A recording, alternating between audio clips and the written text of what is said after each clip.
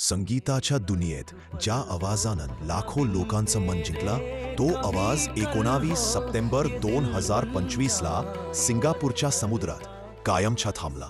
आणि मागे राहिला एक प्रश्न, हा अपघात होता की काहीतरी वेगळं? त्या दिवशी सकाळी सगळ्या न्यूज चॅनेल्सवर एकच हेडलाईन झळकत होती, गायक जुबिन गार्ग यांचा मृतदेह सापडला. कुणालाही विश्वास बसत नव्हता, कारण जुबिन उत्तम स्विमर होते. ते मित्रांसोबत एका यॉटवर गेले होते, सेंट जॉन्स आयलंड जवळ. सगळं व्यवस्थित चाललं होता, पण काही मिनिटांनी जुबिन पाण्यात उतरले आणि परत वर आलेच नाहीत. सगळ्यांनी शोध घेतला, पण जेव्हा शरीर सापडलं तेव्हा सगळीकडे शांतता पसरली. सिंगापूर पोलिसांनी प्राथमिक तपासाच्या आधारे कोणत्याही प्रकारच्या गैरव्यवहार किंवा खुनाची साजिश असल्याचे नाकारले.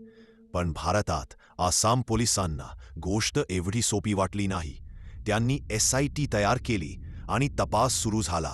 भारतामध्ये आलेल्या रिपोर्टनुसार त्यांच्या सोबत याचवर असलेल्या काही लोकांच्या खात्यात 1 कोटी रुपयांची देवाणघेवाण झाल्याचा दिसला.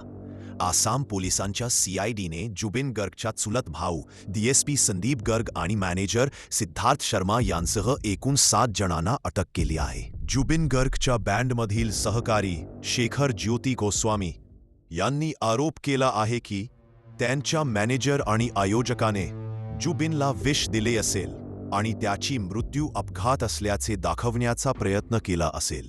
आता लोक विचारू लागले, जर अपघात होता तर मग हे आर्थिक व्यवहार कशासाठी? त्या यॉटवर नेमकं काय झाला? त्याच दिवशी जुबिनच्या काही मित्रांनी सांगितलं, तो अस्वस्थ दिसत होता, काहीतरी वेगळं होतं. पण काय होतं ते अजूनही कोडांचं आहे. सिंगापूर पोलीस सांगतात, तपास अजून सुरू आहे. 3 महिने लागू शकतात. भारताकडून पुरावे मागवले जात आहेत. दोन्ही देश तपास करत आहेत, पण अजूनपर्यंत फाऊल प्ले म्हणजे गैरप्रकार सिद्ध झालेला नाही. एक गायक जो प्रेम, जीवन आणि सत्यावर विश्वास ठेवत होता, त्याच्या मृत्यूने स्वतःचं आयुष्य एक प्रश्न बनवला. जुबिन गर्ग त्याचं गाणं संपलं नाही, फक्त शांत झालंय. पण सगळ्यांच्या मनात अजूनही तोच प्रश्न घुमतो, तो खरंच बुडाला की बुडवला गेला?